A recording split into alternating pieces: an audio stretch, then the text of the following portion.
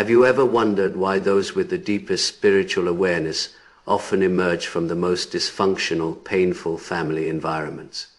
Why do you, the one who perceives truth beneath surface appearances, who experiences emotions with unusual intensity, find yourself cast as the outsider, the misfit, the one who never quite belongs in your own household, if you're drawn to expanding consciousness and diving into life's profound mysteries? Subscribe to fractal wisdom so you never miss insights that illuminate your spiritual journey.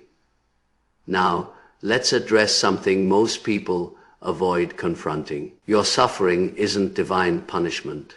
It is spiritual preparation. Carl Jung, whose work bridged psychology and spirituality, taught that we're all born with potential for individuation, becoming our most authentic, integrated self. But here is the hidden truth, rarely acknowledged. For those destined to raise collective consciousness, transformation doesn't begin in tranquility. It starts in turmoil, your birth into a family that resembles a war zone more than a haven. Isn't accidental. Jung observed that becoming who you truly are represents life's greatest privilege. Yet there is a paradox here. Your authentic self doesn't crystallize in comfort. It is forged through adversity. When your formative years are saturated with emotional manipulation, authoritarian control, rejection, or abandonment, you're compelled to discover a transcendent source of love. That source isn't found in your family structure. It exists beyond them, what some identify as God, the universe, or your higher consciousness. Dysfunctional families often serve as your spiritual initiation. They function as intensive training grounds for your soul. They don't create your gifts, but they refine them through constant friction.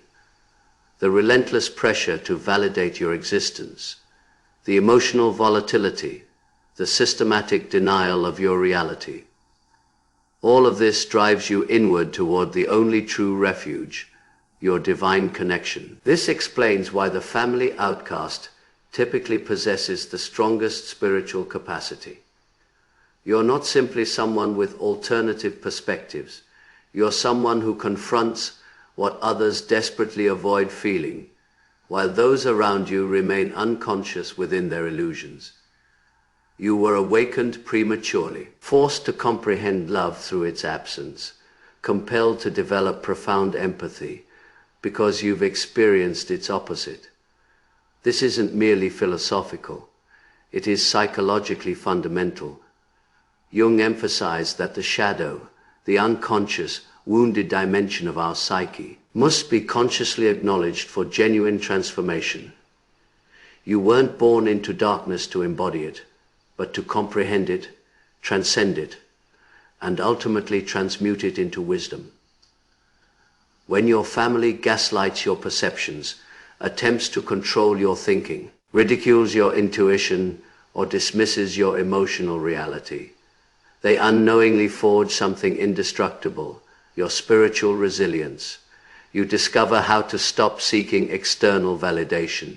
You learn to amplify your inner guidance above external chaos. You develop the capacity to maintain your integrity when everyone surrounding you attempts to diminish it.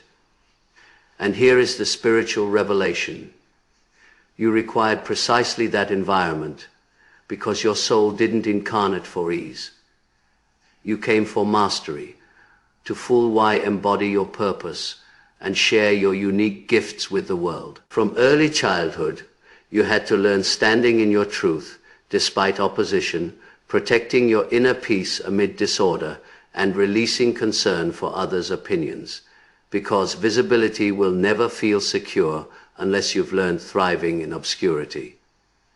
Let's be explicit. Some families function more like spiritual confinement than sanctuaries. If you experienced chronic misunderstanding, were shamed for being excessive or different, or faced emotional punishment, simply for authentic expression, understand this. You're not alone, and you're not cursed. You're chosen, but being chosen doesn't commence with illumination. It originates in shadow, and that shadow frequently wears familiar faces. Jung explored how family serves as the primary environment shaping the soul. While many associate family with security and connection, Jung warned that unresolved generational trauma creates what he termed complexes, emotional wounds operating from the unconscious that dictate behavior. And you, chosen one, were born directly into that tempest. A toxic family system isn't random. It is a karmic learning environment you incarnated into circumstances designed to test every aspect of your being, not for destruction, but for awakening. When love becomes conditional, emotions get invalidated, and authenticity is punished. You're thrust into premature spiritual awareness, not from weakness, but because your soul declared readiness, ready to recognize your inherent worth without applause, ready to establish internal security without external approval, ready to shatter ancestral patterns so deeply embedded they've become invisible throughout your lineage. Jung believed wholeness requires confronting the shadow, the rejected aspects of self and society. You were born where shadow dominated. That wasn't error. That was your assignment. Very dysfunctional family designates a scapegoat, the nonconformist, the questioner, labeled dramatic, selfish, unstable, difficult. That is typically the most spiritually evolved person present. You weren't born to perpetuate dysfunction. You were born to dismantle it. That dismantling isn't necessarily dramatic. It manifests as quietly refusing self-betrayal, even when it costs connection. It appears as crying alone after being gaslit, yet still trusting your intuition. It looks like healing wounds that weren't originally yours, carrying them, so they terminate with you. Being the black sheep brings pain, certainly, but it is also sacred, because stepping outside the system enables clear perception, and only those with clear perception. Toxic families don't merely neglect emotional needs. They condition you towards self-neglect. They assign you roles: the caretaker, the achiever, the invisible one. They reward self-betrayal and punish authenticity. But beneath the surface, alchemy occurs. Each time love is withdrawn, when you speak truth, you begin valuing authenticity over approval. Each time control masquerades as protection, you reclaim sovereignty. Each time softness is denied, you become your own source of tenderness. This doesn't glorify suffering. It honors its spiritual function. These wounds don't destroy you. They awaken you. They redirect you from conditional love toward unconditional alignment with Source, with Soul, with something deeper than worldly experience has revealed. The truth is this: your family was your initial spiritual battleground. And just as warriors don't train in peaceful meadows, your soul didn't choose incarnation where everything was comfortable. You chose intensity, you chose distortion, you chose mirrors reflecting exactly what you are not, so you could remember exactly what you are. You are love, not control. You are truth, not deception. You are connection, not manipulation. This is your sacred initiation, while others inherit and repeat the family script. You're the one who declared, "It ends with me." That is both the cost and privilege of being chosen. Let's address what happens when your light begins piercing through illusion. Because the uncomfortable reality is this: when you start right, toxic people rarely celebrate you. They criticize, mock, gaslight, or attempt pulling you back into the chaos you're transcending. Your growth threatens their illusion. Your healing disrupts their comfort. Your clarity reflects what they haven't confronted within themselves. This is why staying grounded becomes essential, not optional. You're not here for their approval. You're here maintaining connection with your source. When you stabilize your frequency, no external storm can derail your path. So how do you protect your light while still surrounded by people who don't understand your journey, who criticize, mock, or attempt controlling your energy? Here are 3 spiritual tools that aren't merely comforting, they're transformational. First, the spiritual umbilical cord. Visualize a luminous cord extending from your solar plexus upward into infinity, reaching source itself. Not an abstract concept of divinity, but a tangible connection to unconditional love, wisdom, and power. This cord is your divine lifeline. It provides what your environment cannot. When feeling drained, judged, or invisible, return to this visualization. Picture light streaming into your body, strength into your bones, peace into your heart, clarity into your mind. Let that spiritual nourishment sustain you when human love fails. You're never disconnected. You simply need remembering to reconnect. This transcends metaphor. Your nervous system responds to belief and imagination. When you believe you're supported by something greater, your body literally calms and regulates. That is the power of spiritual tethering. The second tool is straightforward, yet life-saving. Stop personalizing their projections. Toxic environments typically echo one message. You're excessive, you're insufficient, you're selfish, you've changed. None of it reflects reality. What they express mirrors what they refuse confronting within themselves.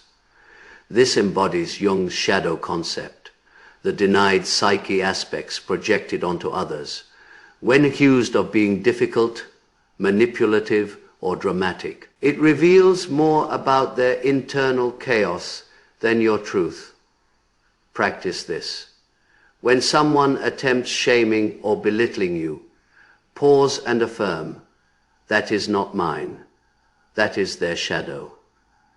This doesn't claim perfection, but refuses carrying unearned blame. That is sovereignty. And when you've had something they shame, it finds nowhere to adhere. It deflects. You become immune. Here is the third tool, then the most challenging, especially if you're still cohabiting with those who wound you. You don't owe constant access to anyone attempting to diminish your light. Distance isn't disrespect. Boundaries aren't betrayal. You're permitted to love someone while protecting your peace. You're allowed to care and decline.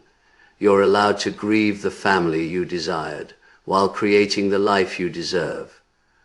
If you can exit toxic dynamics, do so with love and without guilt. But if departure isn't currently possible, create spiritual safety pockets. Connect with like-minded souls, even if only through online communities, YouTube teachers, or a single friend who truly sees you. Find people who elevate your frequency, not deplete it. You're not meant to heal in isolation. The more time spent with people reflecting your soul rather than your wound, the faster your light stabilizes. You weren't randomly placed in a toxic family. You were positioned there because your soul possessed the strength to alchemize pain into purpose, and now you're accomplishing it. These tools aren't spiritual platitudes. They're survival equipment for the soul. They help you remain rooted in a reality beyond chaos, a reality where your worth isn't questioned, your love isn't weaponized, and your voice isn't silenced. So if today feels overwhelming, return to your source. Remember the cord, remember your essence, and remember this: you were never broken. You were being prepared.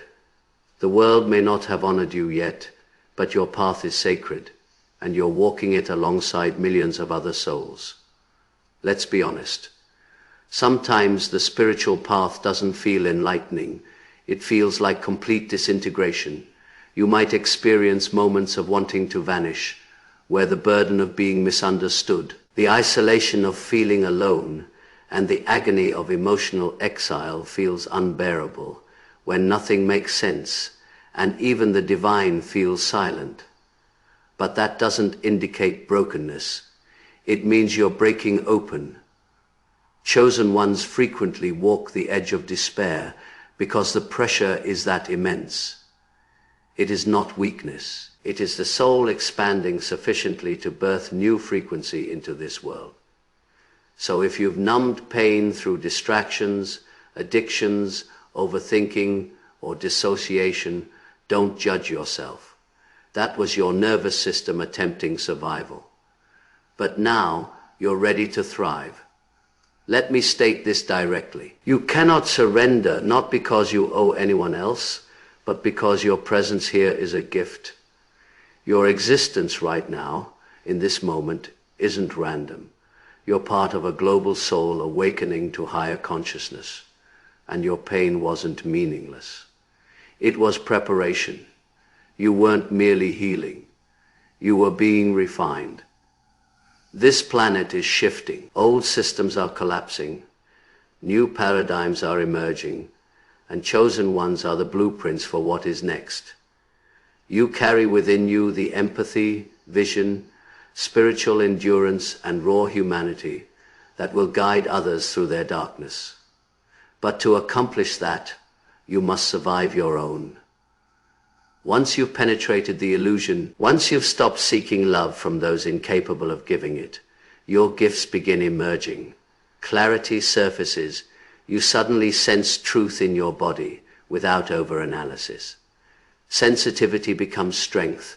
You perceive things before they manifest, tune into emotions like frequencies, and use that intuition as guidance. Empathy transforms from emotional burden into healing capacity. You know how to hold space for others without losing yourself in their pain.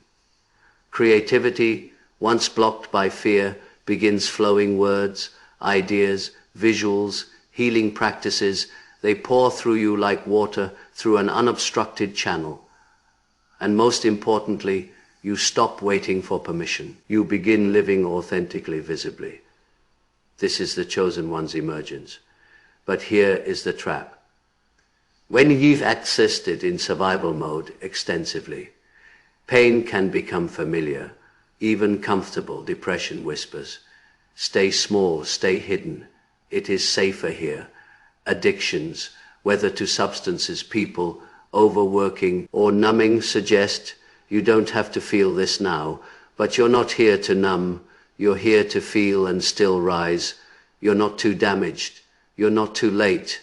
You're not too exhausted. Every time you choose feeling instead of freezing, every time you choose staying instead of escaping, you reclaim a soul fragment. There are people you haven't encountered yet who will be transformed by your story. But first, you must live it. The family may never apologize. The validation may never arrive. The healing may never be acknowledged by those who broke you. But that is irrelevant, because your liberation doesn't require their participation. Your peace doesn't need their understanding, and your light doesn't depend on their permission. You are proof that darkness can create galaxies, and you are the reason someone else will persevere one day. You're not behind. You're being guided. And everything you thought disqualified you from your purpose was actually preparing you for it. So continue forward. Not just for the destination, but because every step forward is revolutionary. If you've reached this point, you already know. You are not your story's victim. You are the author of a new paradigm, chosen ones. Don't underestimate the strength required to break free and still love, trust, create, and shine. That strength is divine. So when the world feels cold, return to source. Don't underestimate the strength required. Connect to that golden umbilical cord of love. Let it fill you again. You're not alone. You're not lost. You're becoming. And the world has been waiting for exactly who you're here to be. Thank you for watching, for relating, and for participating in this unfolding awakening. Your presence here matters more than you realize. If you found value in this video, give it a like. It helps more chosen ones discover this space. And if you're journeying through healing, awakening, or simply navigating life as a deeply feeling human in a chaotic world, subscribe to Fractal Wisdom.